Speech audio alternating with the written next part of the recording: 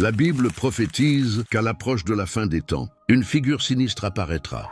Non pas comme un monstre légendaire à cornes et à queue, image souvent utilisée dans l'imaginaire populaire, mais comme une présence subtile, une ombre se mouvant dans la lumière, un poison déguisé en remède. Cet être maléfique sera connu sous le nom d'Antéchrist. Il ne sera pas seulement un ennemi, mais le reflet inversé de l'espérance, l'opposé parfait du salut. Il sera l'adversaire ultime de Jésus-Christ lors de leur confrontation finale au jugement dernier.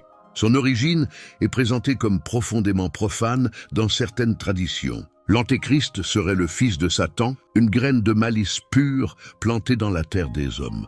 De même que le Christ est venu au monde par un saint sacré, le fils de la perdition connaîtra lui aussi une naissance humaine, en sortant du ventre d'une femme, un être mi-homme, mi-démon, né pour vivre parmi nous. Cette créature se dissimulera parmi les hommes, prédateur patient, attendant le moment propice. Son enfance et sa jeunesse ne seront pas marquées par un mal visible.